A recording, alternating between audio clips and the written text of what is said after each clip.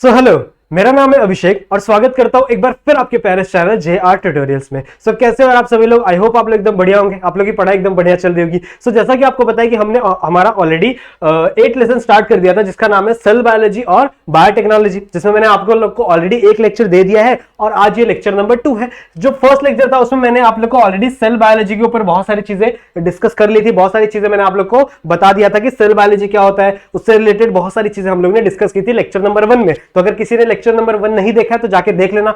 आज lecture number 2 में हम लोग मेनली डिस्कस करेंगे दैट इज बायोटेक्नोलॉजी के ऊपर। ठीक है, बायोटेक्नोलॉजी होती क्या है, इसके क्या क्या यूजेस है अलग अलग फील्ड में, वो सारी चीजें आज हम लोग डिस्कस करने वाले हैं। ठीक है, इतनी बातें क्लियर है। तो लेक्चर स्टार्ट करने से पहले आपको एक छोटी सी चीज बताना चाहता हूं कि जो हमारा JR ट्यूटोरियल्स का एप्लीकेशन है वो भी आप जाके डाउनलोड कर सकते हैं प्ले स्टोर के ऊपर से, एकदम फ्रीली एप्लीकेशन है, जाके आप डाउनलोड कर लो। उसके ऊपर बहुत सारे क्विजेस चल रहे हैं, बहुत सारे टेस्ट सीरीज चल रही है और आप अभी बहुत सारे लेक्चर वीडियोस भी आने वाले हैं, बहुत सारे क्वेश्चन पेपर भी आपको मिलने वाले सॉल्व करने के लिए। ठीक है, तो जरूर से डाउनलोड कर लेना, एकदम फ्री ऑफ कॉस्ट एप्लीकेशन है। यदि अगर आप मेरे से कनेक्ट होना चाहते हो, ठीक है, मेरे से कोई आपको डाउट पूछना चाहते हो, पूरे मेरे सेशन के थ्रू कोई भी डाउट होगा आपको, या फिर कोई भी आपको फीडबैक शेयर करना है मेरे साथ, तो डायरेक्टली आप मेरे इंस्टाग्राम पे आके मुझे बता सकते हो। या फिर अगर आप मुझको थोड़ा सा अप्रिशिएट भी करना है कि सर आपकी पढ़ाई मुझे पसंद आती है, अगर आपको अच्छे लगते हैं मेरे वीडियोस, तो वो भी आप आके मुझे मेरे इंस्टाग्राम पे बता सकते हो, मुझे बहुत अच्छा लगता है। ठीक है, क्लियर है? तो वीडियो को लाइक जरूर से कर दो, क्योंकि आपका लाइक ही हमारा मोटिवेशन है, ठीक है, अगले वीडियोस बनाने के लिए। तो वीडियो को लाइक जरूर से कर देना। स्टार्ट करते हैं आज का हमारा लेक्चर नंबर 2। लेक्चर नंबर 2 में हम लोग को स्टार्ट ही करना है दैट इज बायोटेक्नोलॉजी से, क्योंकि इसका जो पहला वाला टॉपिक है वो मैंने ऑलरेडी कवर कर दिया था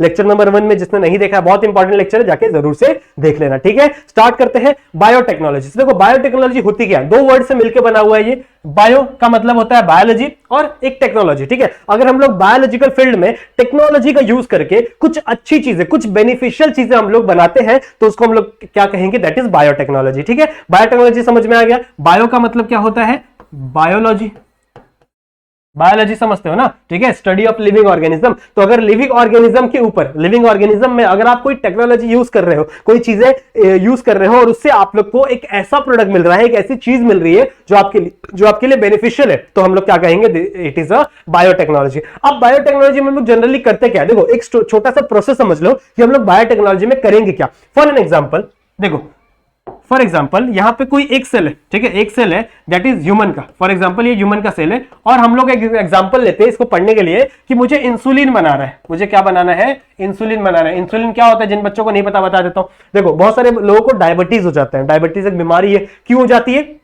क्योंकि उनके बॉडी के अंदर इंसुलिन का लेवल बहुत ज्यादा कम हो जाता है। इंसुलिन क्या करता है हमारे बॉडी के अंदर, जो हमारे ब्लड का जो शुगर लेवल होता है उसको मेंटेन करने का काम किसका है, इंसुलिन का। अगर आप ज्यादा शुगर लेवल को, शुगर इनटेक कर लेते हो अपने बॉडी के अंदर, तो आपके ब्लड का शुगर लेवल बढ़ जाएगा, मतलब जो ग्लूकोज की लेवल है वो क्या हो जाएगी, बढ़ जाएगी, और ये चीजें आपके ब्लड के लिए अच्छी नहीं है। तो आपके पेनक्रियास से क्या निकलेगा, इंसुलिन निकलेगा, और वो क्या करेगा, ब्लड का जो शुगर लेवल है उसे मेंटेन कर देगा। सही है, ये जिन ऑर्गेनिज्म, मतलब जिन भी पर्सन के अंदर ये इंसुलिन रिलीज नहीं होता, मतलब उसका शुगर लेवल मेंटेन नहीं कर सकते, उसका बॉडी शुगर लेवल मेंटेन नहीं कर पाएगा, मतलब उनको एक बीमारी हो जाती है दैट इज डायबिटीज। तो आज हम लोग क्या पढ़ेंगे कि भैया हम लोग इंसुलिन का प्रोडक्शन करेंगे बायोटेक्नोलॉजी यूज करके। ठीक है, इंसुलिन का प्रोडक्शन करेंगे बायोटेक्नोलॉजी यूज करके। तो वो कैसे करेंगे, देखो हमारा ह्यूमन का सेल है, ठीक है, ह्यूमन का सेल है, और हम सबको पता है, हम लोग ने ऑलरेडी फर्स्ट लेसन में पढ़ा हुआ था प्रोटीन सिंथेसिस के बारे में। सब लोग ने पढ़ा है प्रोटीन सिंथेसिस। क्या होता है प्रोटीन सिंथेसिस, सबको पता हुआ है फर्स्ट लेसन में क्या था प्रोटीन सिंथेसिस। हमारे राहुल सर ने आप लोगों को बहुत अच्छे तरीके से पढ़ाया था। जिसको नहीं पता है वो जाके पढ़ लेगा, वो लेक्चर देख लेगा बहुत अच्छे से। ठीक है, होता क्या, मैं आप लोगों को एक छोटा सा आइडिया देता हूं कि हमारा जो डीएनए होता है, सब लोगों को पता है हमारे पास डीएनए है, ठीक है, ये पता ही होना चाहिए, सब लोगों को पता ही होगा। सो डीएनए का एक छोटा सा पार्ट होता है जिसको हम लोग बोलते हैं जीन। ठीक है, डीएनए का एक छोटा सा पार्ट होता है। डीएनए बहुत बड़ा है ना, डीएनए बहुत बड़ा है, अराउंड 1 से 2 मीटर तक लंबा होता है डीएनए, एक डीएनए। समझ में आ रही बात? तो इतना बड़ा डीएनए, ठीक है, उसके एक छोटे छोटे जो पार्ट्स होते हैं उसको हम लोग क्या बोलते हैं, जीन। ठीक है, और ये जीन का फंक्शन क्या है कि ये जीन आगे चल के आरएनए का फॉर्मेशन करता है। ठीक है, जीन आगे चले क्या बनाता है, आरएनए बनाता है, और आरएनए आगे चले क्या बनते हैं, प्रोटीन्स बनाते हैं।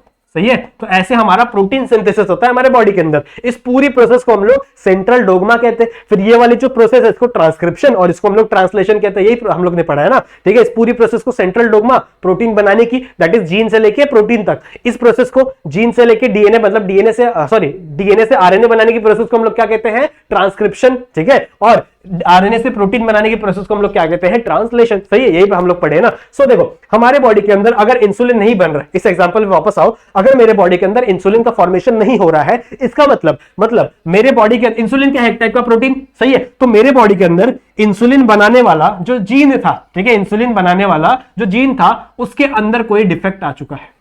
का मतलब क्या है कि मेरे जीन, जो इंसुलिन बनाने वाला जीन था उसके अंदर क्या आ चुका है, कोई डिफेक्ट आ चुका है, तभी तो इससे आरएनए नहीं बन रहा, और अगर आरएनए नहीं है तो इससे आगे चल के प्रोटीन नहीं बन रहा। सही बात है, तो इसका मतलब इस जीन में क्या आ चुका है, कोई डिफेक्ट आ चुका है। अब मैं क्या करूंगा, देखो as a scientist, as a biologist मैं क्या करूंगा, बायोटेक्नोलॉजी यूज करूंगा, और हमारा जो ह्यूमन सेल है, ठीक है, मैंने एक ह्यूमन सेल लिया। अब ह्यूमन सेल के अंदर क्या प्रेजेंट होगा, बहुत सारी चीजें प्रेजेंट होती है ना। तो for example this is the nucleus, और इस न्यूक्लियस के अंदर क्या प्रेजेंट होगा, मेरा डीएनए। ठीक है, डीएनए प्रेजेंट होगा। सही है, डीएनए प्रेजेंट होगा। तो फॉर एन एग्जांपल ये जो डीएनए है इसमें से मैं अपना वो जीन निकालूंगा, ठीक है, अपना वो जीन निकालूंगा जिससे आगे चले क्या बनता है, ये अपना इंसुलिन बनता है। मतलब इंसुलिन वाला मैं जीन क्या करूंगा, निकाल लूंगा। सही है, तो ये मेरा आ गया इंसुलिन वाला gene. For example this is the gene, ये जीन है, कौन सा जीन है, ये इंसुलिन का जीन है। कौन सा जीन है, ये इंसुलिन का जीन है। क्लियर है, ठीक है, इतनी बातें समझ में आ गई, ये इंसुलिन वाला जीन है। अब मैं क्या करूंगा, इस जीन को, ठीक है, इस जीन को दूसरे बैक्टीरिया के अंदर, ये कोई बैक्टीरिया है, फॉर एग्जांपल इस बैक्टीरिया का नाम है ई कोलाई। ई कोलाई नाम का एक बैक्टीरिया होता है, एरिस्ट्रेशिया कोलाई उसका फुल फॉर्म है। तो ई कोलाई के अंदर मैं क्या कर दूंगा, इस जीन को इंसर्ट कर दूंगा। ठीक है, इस जीन को क्या कर दूंगा, इंसर्ट कर दूंगा। देखो ये जीन ऐसे डायरेक्टली हम लोग इंसर्ट नहीं कर सकते, ऐसा नहीं है कि यहां से कैंची से कट करके यहाँ पे टेप से चिपका दिया, ऐसा नहीं होता। ये बायोलॉजिकल प्रोसेस है तो बहुत लंबी प्रोसेस होती है। ये आप लोगों को नहीं पढ़ना है कि इसकी प्रोसेस क्या है। आप लोग जब, अगर आप लोग 10th के आगे जाके साइंस लेते हो, और साइंस में भी अगर आप biology as a subject choose करते हो ना, तो आप लोगों को 12th स्टैंडर्ड में एक पूरा का पूरा लेसन मिलेगा बायोटेक्नोलॉजी के ऊपर, जिसमें आपको ये पढ़ाया जाएगा कि कैसे कैसे स्टेप्स फॉलो होते हैं बायोटेक्नोलॉजी को यूज, मतलब बायोटेक्नोलॉजी में कौन कौन से स्टेप्स फॉलो होते हैं, कैसे इस जीन को यहां से निकालना है, फिर कैसे इस जीन को यहां पे रखना है, फिर कैसे इसको यहां एंटर करना है, ट्रांसफर कराना है। ये सारी की सारी प्रोसेस आप लोग को 12th में पढ़नी है। अभी आप लोग सिर्फ ऊपर ऊपर से देख लो कि मैं क्या कर रहा हूं। मैंने ह्यूमन सेल लिया, ह्यूमन सेल के अंदर से एक जीन को कट किया, इस जीन को यहां से निकाला, और इस जीन को क्या डाल दिया मैंने, ई कोलाई के अंदर डाल दिया। अब मेरा जीन, मेरा इंसुलिन का जीन किसके अंदर आ गया है, इस ई कोलाई के अंदर आ गया। ठीक है, ये इंसुलिन वाला जीन है, ये इंसुलिन वाला जीन है। अब ये जीन किसके अंदर आ गया है, इस ई कोलाई के अंदर आ गया। तो देखो मेरे अंदर ये जीन क्या था, डिफेक्ट था, तो मैंने किसी दूसरे बंदे का इंसुलिन निकाला, डाल दिया इसके अंदर। अब ये जीन अच्छा है, ठीक है, ये जीन क्या है, अच्छा है। ई कोलाई क्या करेगा, इस जीन से एक आरएनए बना देगा, ठीक है, और इस आरएनए से क्या बना देगा, एक प्रोटीन बना देगा। भैया इस आरएनए से क्या बना देगा, प्रोटीन। प्रोटीन कौन सा होता है भैया, यहां से कौन सा प्रोटीन बना, दैट इज इंसुलिन बना। कौन सा प्रोटीन बना, इंसुलिन बना। सही है, क्लियर है, ठीक है, इतना समझ में आ गया,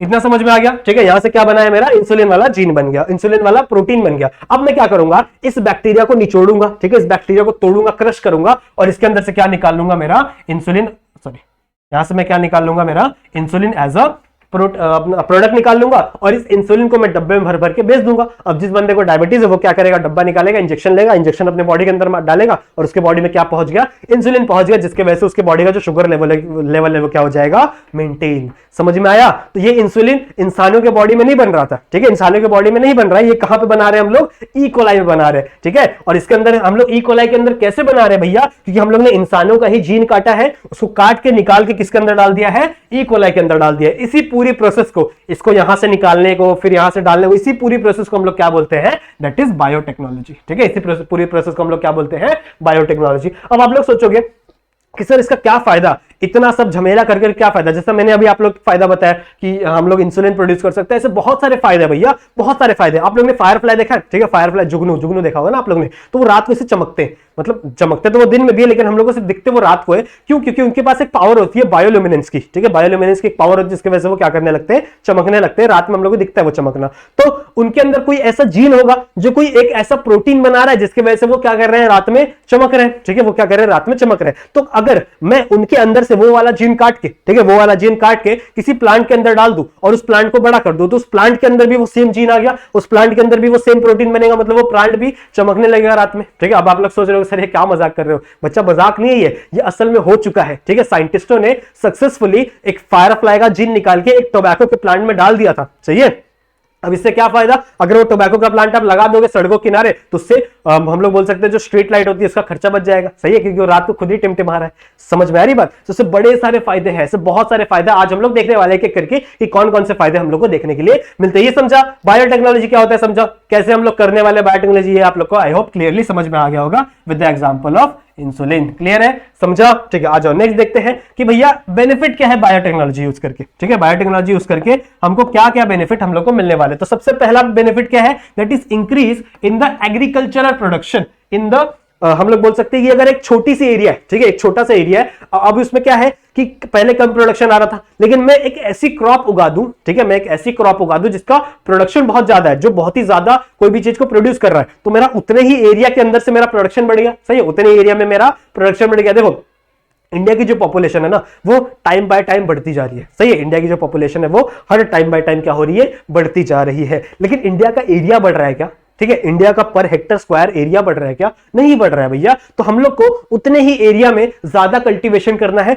ताकि ज्यादा लोगों का पेट भरा जा सके, सही है। तो with the help of biotechnology हम लोग देखेंगे, मैं अभी आप लोग एग्जांपल दूंगा गोल्डन राइस का, जिसमें आप लोगों को बताऊंगा कि कैसे हम लोग कम चीजों को खा के ज्यादा न्यूट्रिशन ले सकते हैं, ज्यादा हम लोग अपनी जो हमारी जो कैपेसिटी है, जो हमारी बेनिफिट्स है उसको पूरा कर सकते हैं। क्लियर है? तो सबसे पहला इसका फायदा क्या है, that is increase in the agricultural production. ठीक है, दूसरा क्या है, that is production of the vaccine. ठीक है, वैक्सीन बनाने में, कैसे वैक्सीन बनाने में हेल्प होता है मैं भी आप लोगों को बताऊंगा, एक टॉपिक है इसके बाद वैक्सीन प्रोडक्शन का, उसमें मैं आप लोगों को समझाऊंगा कि भैया वैक्सीन बनाने में कैसे हम लोग बायोटेक्नोलॉजी का यूज करने वाले हैं। ठीक है, नेक्स्ट है that is pest resistant plant. मतलब देखो पहले क्या होता था, अभी भी बहुत सारे जगह पे होता है कि अगर आप प्लांट उगाओगे तो उसमें बहुत सारे कीड़े लग जाते हैं, ठीक है, तो उस कीड़ों को मारने के लिए हम लोग बहुत सारे दवा छिड़कते हैं, ठीक है, जैसे यूरिया छिड़कते हैं। तो देखो यूरिया से वो जो कीड़े हैं वो तो मर जाते हैं, लेकिन साथ ही साथ उसका बहुत ही ज्यादा एडवर्स इफेक्ट होता है हमारे प्लांट के ऊपर भी, जिसे हम लोग भी आगे चले कंज्यूम करने वाले, सही बात है। तो ऐसी चीजें ना हो जिसके वजह से हम पहले से ही ऐसा प्लांट बना देंगे जो क्या होगा,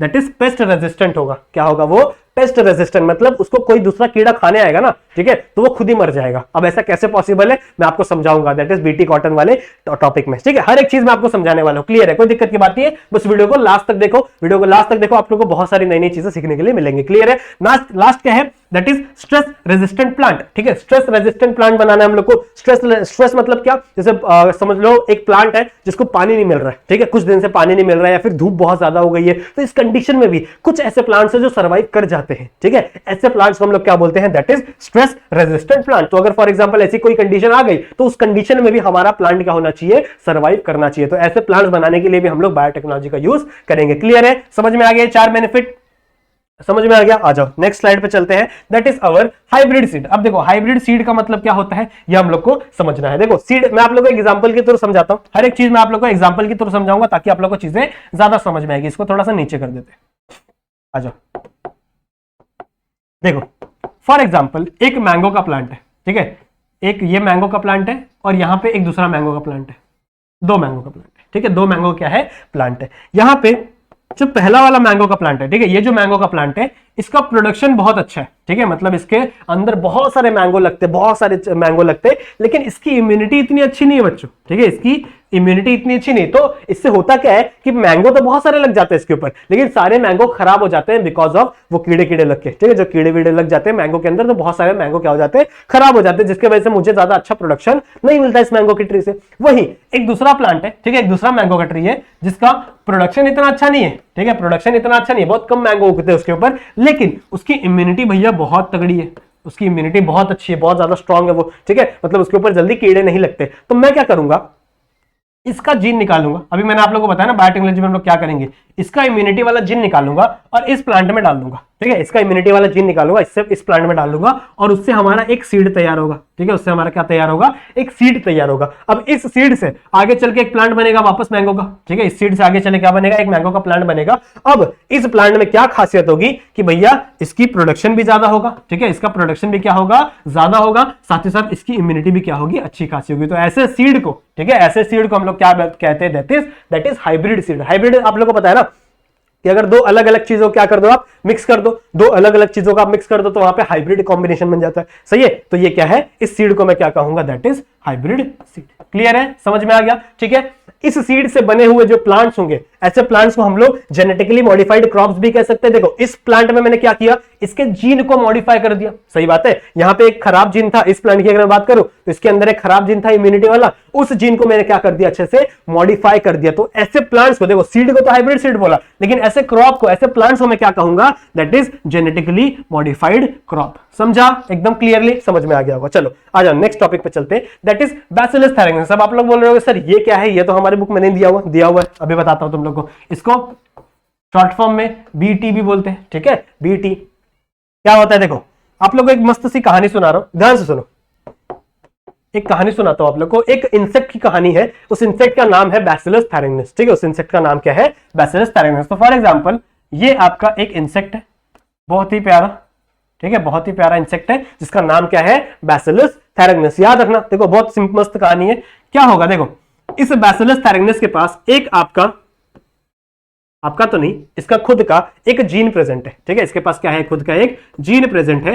इस जीन का नाम है क्रायोजीन। ठीक है, जीन का नाम है क्रायोजीन। क्रायोजीन क्यों है भैया, क्योंकि आगे चल के ना लोगों को रुलाने वाला है। देखना तुम लोग, देखो स्टोरी सुनो। तो क्या बोला मैंने, इसके पास एक जीन है जिस जीन का नाम क्या है, क्रायोजीन। क्लियर है? अब इस जीन से आगे चले क्या बनेगा, एक आरएनए बनेगा। ठीक है, इट इज आरएनए, सही है। और इस आरएनए से आगे चले क्या बनेगा, एक प्रोटीन बनेगा। क्या बनेगा, एक प्रोटीन बनेगा। ये जो प्रोटीन है, इस प्रोटीन को हम लोग बोलते हैं दैट इज क्राय प्रोटीन। ठीक है, इस प्रोटीन को हम लोग क्या बोलते हैं, that is cry protein. Simple सी बात है ना, क्रायोजीन से, ठीक है, क्रायोजीन से बनने वाला जो प्रोटीन है उसे मैं क्या बोलूंगा, क्राय प्रोटीन। क्लियर है, इतना समझ में आ गया? अब देखो ये जो क्राय प्रोटीन है, इसकी क्या खास बात है, ये जो क्राय प्रोटीन है, इट इज इनएक्टिव टॉक्सिन। ठीक है, ये क्या है, it is inactive toxin. Toxin मतलब समझते हो, जहर। ठीक है, तो ये जहर एक टाइप का, ये जो क्राय प्रोटीन है ये क्या है, एक टाइप का जहर है, टॉक्सिन है, बट ये इनएक्टिव है। मतलब इस ऑर्गेनिज्म के बॉडी के अंदर ये एक्टिव नहीं है। ठीक है, इस ऑर्गेनिज्म के बॉडी के अंदर एक्टिव नहीं है। अब जैसे ये तो छोटू सा ऑर्गेनिज्म है, बहुत छोटू सा प्यारा सा ऑर्गेनिज्म है। अब जब इस ऑर्गेनिज्म को, ठीक है, इस छोटू से माइक्रोब को कोई दूसरा बड़ा माइक्रोब खाने के लिए आता है, तो फॉर एग्जाम्पल ये एक बड़ा सा माइक्रोब है जो क्या कर रहा है, इसको खा रहा है। ठीक है, ये बड़ा सा माइक्रोब है, ये अजीब बन गया ना। ठीक है, तो ये एक बड़ा सा माइक्रोब है, ये क्या कर रहा है, इसको आगे चबा रहा है, खाने जा रहा है। सही है। अब देखो ये जो बैसिलस थैलेमस है, ये वाला अपना बैसिलस, ये जो येलो कलर में, ये अपना बैसिलस थैलेमस, ये भाई क्या बोलता है कि अगर तू मुझे खाएगा तो तू भी मर जाएगा। ठीक है, अगर तू मुझे खाएगा तो तू भी मर जाएगा। कैसे होता है, देखो क्या बोल रहा हूं मैं, ये जो दूसरा ऑर्गेनिज्म है, ठीक है, ये कोई वॉर्म होगा, ये इसको खाने के लिए आ गया, तो ये इस वॉर्म की गट है, ये वॉर्म की क्या है, गट है। ठीक है, गट, गट समझते हो ना, तो ये आपकी फ्रंट गट है। ठीक है, ये आपकी मिड गट है और ये आपकी पोस्टीरियर गट है, पीछे वाली गट है। ठीक है, तो मैं हम यहां पे बात कर रहा हूं मिड गट की। मैं किसकी बात कर रहा हूं, मिड गट की। इस मिड गट में क्या होगा, ये जो मिड गट का जो ये है अपना नेचर है, वो होता है अल्कलाइन नेचर। ठीक है, कौन से नेचर का होता है ये, अल्कलाइन नेचर। अल्कलाइन मतलब क्या, बेसिक नेचर। एसिड बेस पढ़ा होगा ना आप लोग ने, तो अल्कलाइन मतलब क्या भैया, बेसिक नेचर का होता है। ठीक है, इसका जो मिड गट होता है वो बेसिक नेचर का होता है। अब जैसे ही, ठीक है, जैसे ये बड़ा वाला इस बैसिलस थैलेमस को खा जाता है, इस बैसिलस थैलेमस क्या हो जाता है, खा जाता है, तैसे ही, ठीक है, उसी टाइम पे इसका ये जो क्राय प्रोटीन है, यानी क्राय प्रोटीन, ये कहां पहुंच जाएगा, इसके मिड गट में पहुंच जाएगा। सही है, इसके टम्मी में पहुंच जाएगा, हम लोग बोल सकते हैं। तो जैसे ही भैया ये जो क्राय प्रोटीन है, जैसे ये अल्कलाइन रीजन में पहुंचता है, मतलब अल्कलाइन नेचर में पहुंचता है, ये इनएक्टिव टॉक्सिन कन्वर्ट हो जाता है एक्टिव टॉक्सिन में। समझ में आ रही मैंने क्या बोला, कि जैसे ही आपका ये क्राय प्रोटीन, यहां पे क्या था, ये इनएक्टिव टॉक्सिन था, इसके बॉडी में इनएक्टिव था, लेकिन जैसे ही ये वाला प्रोटीन, ठीक है, इसके मिड गट में पहुंचता है, इसका मिड गट का नेचर कैसा है, अल्कलाइन इन नेचर, यानी बेसिक इन नेचर है। तो जैसे ये बेसिक इन नेचर में पहुंचता है, ये जो इनएक्टिव टॉक्सिन था ये कन्वर्ट हो जाता है दैट इज एक्टिव टॉक्सिन में। किसमें कन्वर्ट हो जाता है, ये एक्टिव टॉक्सिन में कन्वर्ट हो जाता है। अब ये एक्टिव हो गया, जिसके वजह से ये इसकी जो मिड गट है ना, इसमें छेद कर देता है यहां पे बच्चों। ठीक है, इस छेद को हम लोग बोलते हैं परफोरेशन। परफोरेशन, ठीक है, समझ में आ रही बात, यहां पे छेद हो जाते हैं, जिसके वजह से इस ऑर्गेनिज्म की मौत हो जाती है। ये ऑर्गेनिज्म हो जाएगा मर, ठीक है, डेथ हो गई इसकी, सही बात है, ये डेड हो गया। तो इसने क्या बोला, इसने सही बोला था ना कि भैया मैं तो मरूंगा लेकिन मैं साथ तेरे को भी लेके मरूंगा, सही बात है। तो जब साइंटिस्टों को, ठीक है, जब साइंटिस्टों को इस बैसिलस थैलेग्नेस की ये एबिलिटी के बारे में पता चला तो उन्होंने क्या किया, सुनो, उन्होंने क्या किया, इस जीन को निकाला, ये जो जीन था क्राई जीन, इस जीन को निकाला और अलग अलग प्लांट्स के अंदर डाल दिया, जिसके अंदर क्रॉप्स, जिस ऑर्गेनिज्म, जिस प्लांट में कीड़े लगते हैं, ठीक है, ऐसे प्लांट में क्या लगते हैं, कीड़े लगते हैं। तो क्या बोला इन्होंने क्या किया, ऐसे प्लांट्स के अंदर उस क्राई जीन को डाल दिया, ठीक है, उस क्राई जीन को क्या किया, यहां पे डाल दिया। तो इस प्लांट में भी क्या आ गया, क्राई जीन आ गया। अब इस प्लांट के अंदर क्राई जीन है, मतलब ये प्लांट भी क्या बनाएगा, अपना क्राई प्रोटीन बनाएगा, सही है, ये क्या बनाएगा, अपना क्राई प्रोटीन बनाएगा। तो जब कोई भी दूसरा कीड़ा, ठीक है, दूसरा कोई बॉल वॉर्म या बोल सकते हैं, जैसे ही कोई कीड़ा इसको खाने के लिए आएगा, ठीक है, जैसे कोई कीड़ा इसको खाने के लिए आएगा, अब वो जैसे ही खाएगा ये जो क्राई प्रोटीन है इसके गटे में पहुंच जाएगा, जिसके वजह से ये कीड़ा क्या हो जाता है, मर जाता है। समझ में आ रही बात। तो इस टेक्नोलॉजी को यूज करके बड़ी सारी अलग अलग चीजें बनाई गई, जैसे आपका बीटी कॉटन, ठीक है, क्या बनाया गया, बीटी कॉटन। बीटी कॉटन समझ में आ रहा है क्या है, कॉटन के पहले क्या होता था, कॉटन के जो प्लांट्स होते थे उनकी प्रोडक्टिविटी बहुत कम हो जाती थी। क्यों ऐसा, क्योंकि बहुत सारे बॉल वॉर्म्स, ठीक है, कॉटन बॉल वॉर्म्स कहते हैं हम लोग, उन कीड़ों का नाम है कॉटन बॉल वॉर्म्स, ठीक है। तो ये कीड़े क्या करते थे, इन कॉटन के प्लांट को खा जाते थे। तो अराउंड 70% तक इसका जो प्रोडक्शन था वो क्या हो जाते थे, कीड़े खा जाते थे। तो बहुत टाइम बाद क्या किया गया, इस बीटी के जीन को, बीटी मतलब क्या, बैसिलस थैलेग्नेस के जीन को किसके अंदर इंट्रोड्यूस किया गया, इस कॉटन के अंदर इंट्रोड्यूस किया गया, जिसके वजह से यहां पे इसका प्रोडक्शन क्या हो गया, बहुत ही ज्यादा अमाउंट में इंक्रीज हो गया। क्लियर है, समझ में आ गया। सो यहां से बहुत सारी चीजें बनाई है, जैसे एक बीटी कॉटन बनाया है, एक और एग्जांपल इसका आपके बुक में दिया गया है, दैट इज बीटी ब्रिंजल, ठीक है। So BT brinjal was the first BT product, ठीक है, it is the first BT.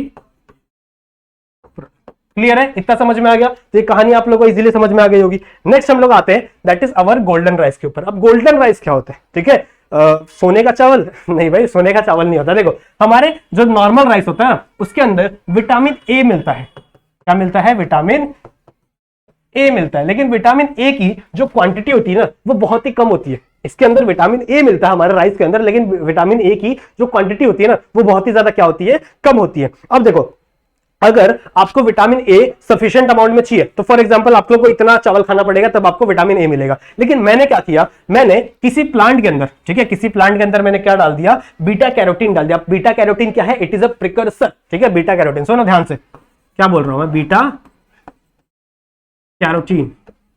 Beta carotene क्या है, beta carotene is a precursor of vitamin A. मतलब आपके बॉडी के अंदर जितना बीटा मतलब इसके अंदर राइस के अंदर जितना बीटा कैरोटीन ज्यादा होगा वो आपके बॉडी के अंदर जाएगा और वो किस में कन्वर्ट हो जाएगा, दैट इज विटामिन ए में कन्वर्ट हो जाएगा। समझ में आ रही बात। तो आपके बॉडी के अंदर विटामिन ए का जो लेवल है वो क्या हो जाएगा, इंक्रीज हो जाएगा। सही बात है। मैंने क्या किया, दूसरे ऑर्गेनिजम्स के अंदर से बीटा कैरोटीन वाले जीन मैंने राइस के अंदर इंट्रोड्यूस कर दिए। तो अब राइस के अंदर बीटा कैरोटीन की जो क्वांटिटी वो क्या हो गई, ज्यादा हो गई। मेरी बात सुनो एकदम ध्यान से सुनो, बीटा कैरोटीन की जो क्वांटिटी वो क्या हो गई, एकदम ज्यादा हो गई। सही बात है। अब बीटा कैरोटीन की क्वांटिटी ज्यादा होने की वजह से जैसे आप इस चावल को खाओगे, ठीक है, इस चावल को खाओगे, ये बीटा कैरोटीन आपके बॉडी के अंदर जाके इसमें कन्वर्ट हो जाएगा विटामिन ए में। मतलब आपके जो बॉडी के आपके जो इसमें बॉडी के अंदर जो विटामिन ए है उसकी क्वांटिटी क्या हो गई, बढ़ गई। तो पहले आपको जितना विटामिन ए के लिए, विटामिन ए आपके बॉडी के फुलफिल करने के लिए इतना चावल खाना पड़ रहा था, अब आप इतना सा भी चावल खाओगे ना तो आपकी बॉडी की जो विटामिन ए की ये है क्वांटिटी है वो क्या हो जाएगी,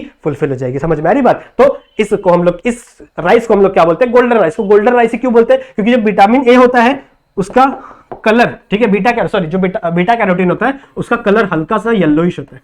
ठीक है, कौन सा कलर का होता है, वो येलोइश कलर का होता है, जिसके वजह से आपका जो चावल है वो थोड़ा सा येलो येलो दिखने लगता है। ठीक है, वो कैसा दिखने लगता है, थोड़ा सा येलोइश दिखने लगता है, इसलिए हम लोग इसे क्या बोलते हैं, that is golden rice. Clear है, समझ में आ गया। आई होप आप लोगों को समझ में आ गया होगा। नेक्स्ट स्लाइड पे चलते हैं, that is herbicide tolerant plant और बायो फर्टिलाइजर्स क्या होते हैं, समझ में आ जाएगा। देखो हर्बिसाइड्स क्या होते हैं, आप लोगों ने वीड सुना है, वीड क्या होते हैं, कुछ गलत मत समझना। ठीक है, आप लोग ने जब, अगर आप कभी किसी एग्रीकल्चर में गए हो, किसी एग्रीकल्चर के आसपास गए हो, तो वहां पे एक हमारा प्राइमरी प्लांट होता है। प्राइमरी प्लांट मतलब क्या, जो वो प्लांट जो फार्मर उगाना चाहता है। ठीक है, जैसे कोई आलू की खेती है तो फार्मर क्या कर रहा है, आलू उगा रहा है, लेकिन उस आलू के साथ साथ उसके साइड में कुछ अनवांटेड प्लांट भी उग जाते हैं जो फार्मर को नहीं चाहिए, लेकिन फिर भी वो उग जाते हैं। ऐसे प्लांट्स को हम लोग क्या बोलते हैं, दैट इज वीड। ठीक है, ऐसे प्लांट्स को हम लोग क्या बोल रहे हैं, दैट इज वीड। अब होता क्या है, ध्यान से सुनो, अब होता क्या है कि हम लोग इस प्लांट के अंदर, जो अपना प्राइमरी प्लांट है ना, उसके अंदर कुछ ऐसे प्रोटीन डाल दे, ठीक है, ऐसे कुछ जीन डाल दे जो क्या बनाएंगे, प्रोटीन, और उन प्रोटीन्स की वजह से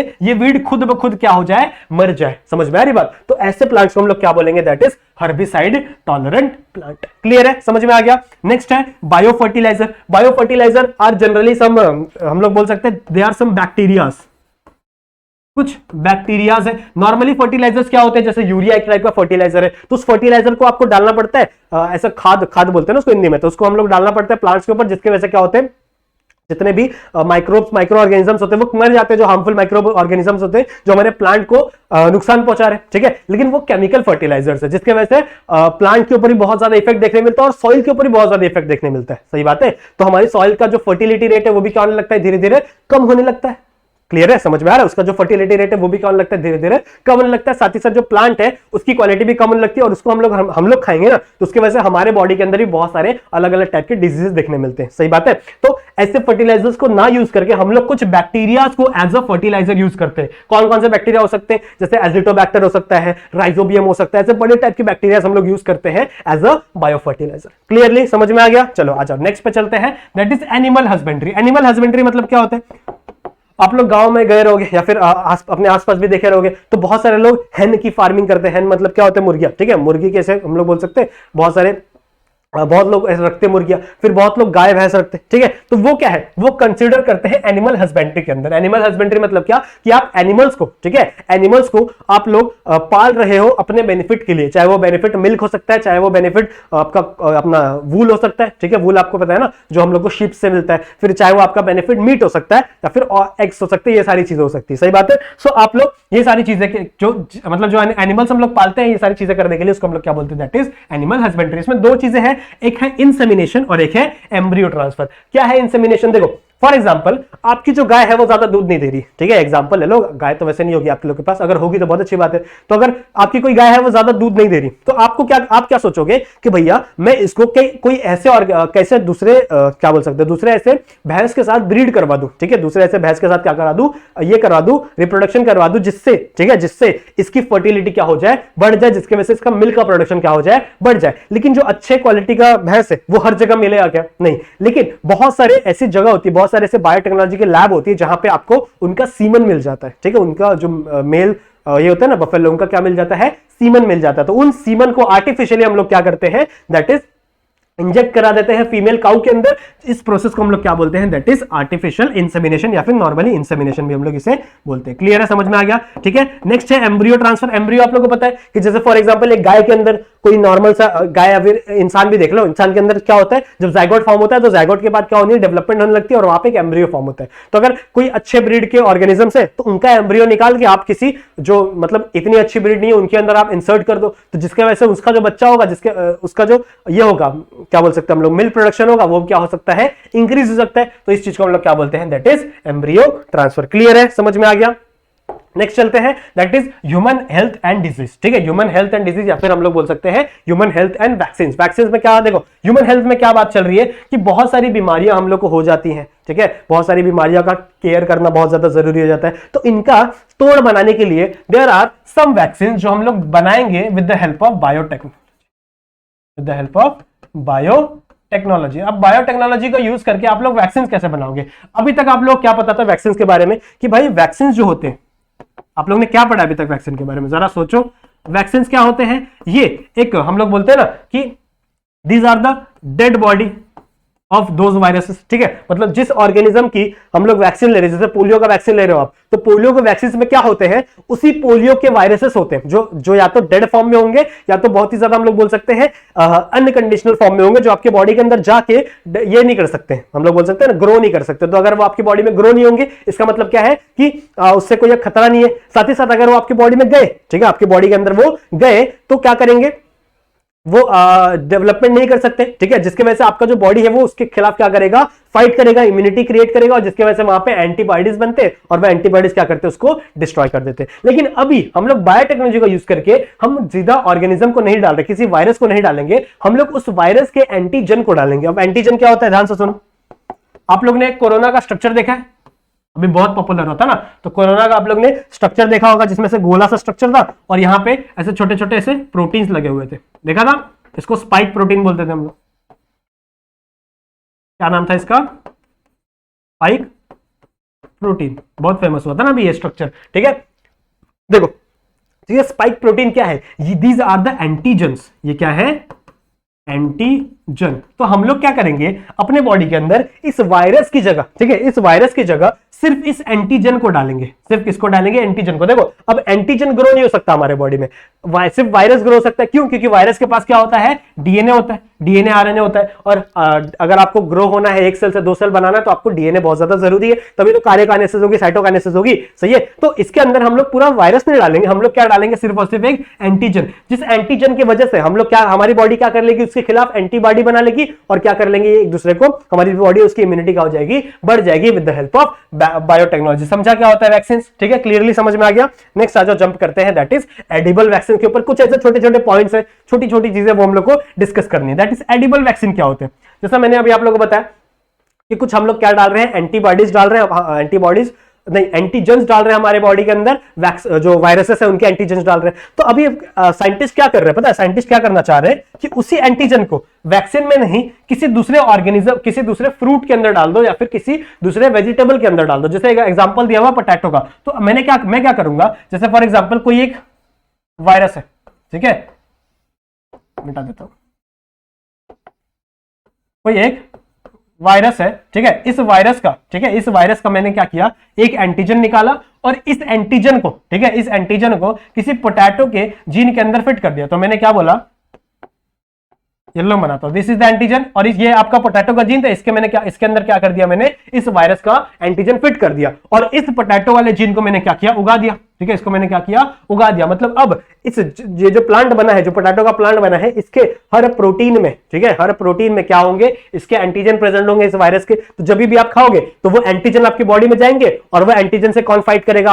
आपकी बॉडी की इम्यूनिटी फाइट करेगी, जिसकी वजह से आपकी बॉडी के अंदर उस वायरस के प्रति क्या बन जाएगी? अच्छी इम्यूनिटी बन जाएगी और आपका बॉडी क्या करेगा? उसके खिलाफ लड़ सकता है। तो ये किसके थ्रू है? आलू के थ्रू है, ठीक है, पोटैटो का एग्जांपल दिया आपके बुक में, समझ रहे हो? सो इसको हम लोग क्या बोलते हैं? That is edible vaccine. Clear है? समझ में आ गया। दूसरा क्या है? ट्रीटमेंट। ट्रीटमेंट क्या होता है? बहुत सारी बीमारियों के ट्रीटमेंट के लिए हम लोग बायोटेक्नोलॉजी का यूज करते हैं। जैसे हम लोग इंसुलिन बना रहे हैं, इंसुलिन बना रहे हैं ना, ठीक है। पहले क्या होता था पता है? पहले इंसुलिन ना हम लोग बायोटेक्नोलॉजी के यूज से नहीं बनाते थे। पहले हम लोग क्या करते थे कि बहुत सारी जो बफेलो होती है, ठीक है, काउज होती है, तो काउज को कट करके, ठीक है, देखो बहुत बहुत बुरा था ये कि काउ को पहले कट किया जाता था, फिर उनके पेनक्रियास को निचोड़ के वहां से इंसुलिन निकाला जाता था और वो डायबिटिक पेशेंट्स को दिया जाता था। साथ ही साथ जो पिग्स थे, ठीक है, पिग होते थे ना, उनको कट करके उनके इंसुलिन निकाल के दिया जाता था। हॉर्स होते थे, उनके इंसुलिन, उनको कट करके उनका इंसुलिन निकाल के, उनके पेनक्रियास से इंसुलिन निकाल के डायबिटिक पेशेंट्स को दिया जाता था। लेकिन देखो इसके 2 नुकसान है।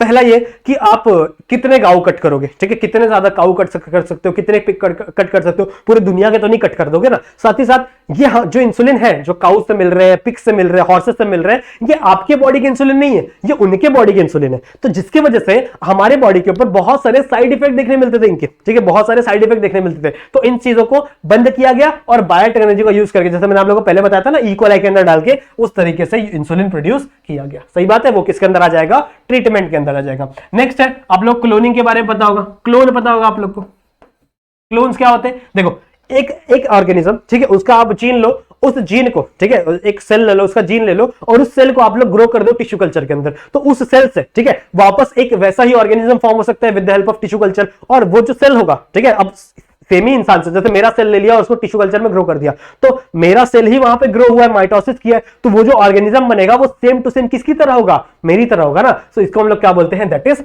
क्लोन, ठीक है, इसको हम लोग क्या बोलते हैं? क्लोन। ऑलरेडी पॉसिबल हो गया, क्लोनिंग कर ली गई है, ठीक है। किसकी? एक शिप थी जिसका नाम है डॉली शिप। डॉली शिप नाम की एक शीप थी, ठीक है, जिसका ऑलरेडी क्लोन बना दिया गया है, ठीक है। फिर एक है जीन थेरेपी। जीन थेरेपी क्या होता है? देखो अगर मेरे बॉडी के अंदर, ध्यान से सुनो, अगर मेरे बॉडी के अंदर कोई खराब जीन प्रेजेंट है, ठीक है, कोई खराब जीन प्रेजेंट है जिसकी वजह से कोई खराब प्रोटीन बन रहा है, तो मुझे उस जीन को रिप्लेस करवाना बहुत ज्यादा जरूरी है, ठीक है, उस जीन को चेंज कराना बहुत ज्यादा जरूरी बन जाता है। तो इस जीन की जगह अगर मैं कोई हेल्दी जीन डाल रहा हूं, ठीक है, उस जीन की जगह अगर मैं कोई हेल्दी जीन डाल रहा हूं, तो इस चीज को हम लोग बोलते हैं दैट इज जीन थेरेपी। समझ में आ रही बात? एक एग्जांपल दिया है दैट इज फिनाइल कीटोन्यूरिया का। फिनाइल कीटोन्यूरिया एक बीमारी होती है, आप लोगों को थोड़ा सा बता देता हूं मैं क्या होता है। सुनो ध्यान से, ठीक है, ध्यान से सुनो। बीमारी क्या होती है? Phenyl ketonuria. हमारे बॉडी में एक अमाइनो एसिड होता है जिसको हम लोग बोलते हैं फिनाइल एलेनिन। ये आपके सिलेबस में नहीं है, बस आप लोग को थोड़ा सा नॉलेज दे रहा हूं फिनाइल कीटोन्यूरिया होती क्या है। देखो हमारे बॉडी के अंदर एक होता है एंजाइम, एक अमाइनो एसिड होता है जिसको हम लोग क्या बोलते हैं, दैट इज फिनाइल एलेनिन। तो फिनाइल एलेनिन क्या होता है? एक एंजाइम के हेल्प से, एक एंजाइम कौन सा है? दैट इज फिनाइल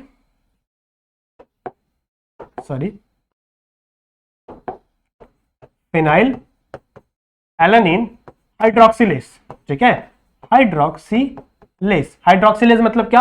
आप इस मॉलिक्यूल पे एक हाइड्रोजन ऐड कर दो, ठीक है, इस मॉलिक्यूल पे क्या कर दो? एक हाइड्रोजन ऐड कर दो। तो अगर मैं इस मॉलिक्यूल पे एक हाइड्रोजन ऐड करता हूं तो इससे एक दूसरा मॉलिक्यूल बन जाता है जिसको हम लोग बोलते हैं टायरोसिन, ठीक है, जिसको हम लोग क्या बोलते हैं? टायरोसिन। एक नया अमाइनो एसिड बन गया जिसको मैंने क्या बोला?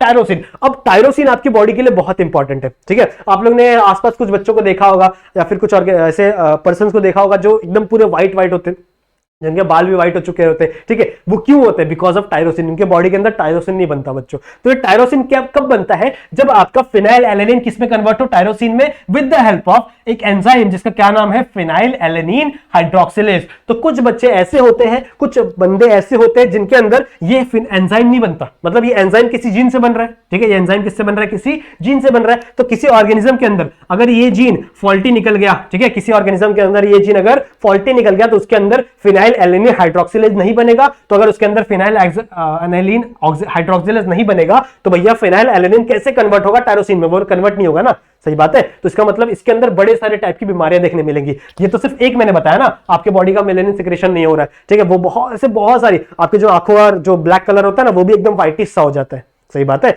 तो ऐसे बहुत सारी बीमारियां आपको इस टायरोसिन की वजह से देखने मिलती है। इस बीमारी को हम लोग क्या बोलते हैं? That is phenyl ketonuria.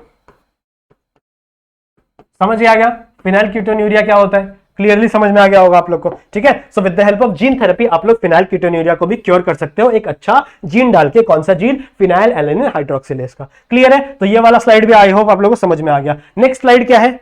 हमारी लास्ट स्लाइड है, that is environment and biotechnology. देखो एनवायरमेंट एंड बायोटेक्नोलॉजी में ज्यादा कुछ नहीं है, सिर्फ इतना ही दिया हुआ है कि बहुत ज्यादा आजकल कचरा फैल रहा है, ठीक है, देखा होगा ना आप लोगों ने कि इंसान बढ़ रहे हैं, इंसान की पॉपुलेशन बढ़ रही है। तो जो कचरे का लेवल है, जो सीवेज का लेवल है, वो भी क्या हो रहा है? बढ़ रहा है। सो इस लेवल को, इस कचरे के लेवल को हमें कम करना पड़ेगा भैया, ठीक है। इसको कम करने के लिए बहुत सारे ऐसे माइक्रोब्स है, बहुत सारे ऐसे जेनेटिकली मॉडिफाइड माइक्रोब्स है जो क्या कर सकते हैं? इस जो कचरा है, ठीक है, सीवेज है, उसको क्या कर रहे हैं वो लोग? डिग्रेड कर सकते हैं। तो वही चीजें सिर्फ दी हुई है किसके अंदर? एनवायरमेंट और बायोटेक्नोलॉजी में। क्लियर है? समझ में आ गया, ठीक है। हम एनवायरमेंट के प्रति हम लोग बायोटेक्नोलॉजी में ऐसा क्या करें जिससे हमारा एनवायरमेंट क्या हो जाए? थोड़ा सा सुरक्षित, या फिर हम लोग प्योर बोल सकते हैं, ऐसा हो जाए, ठीक है। क्लियर है? नेक्स्ट हमारा डीएनए फिंगरप्रिंटिंग।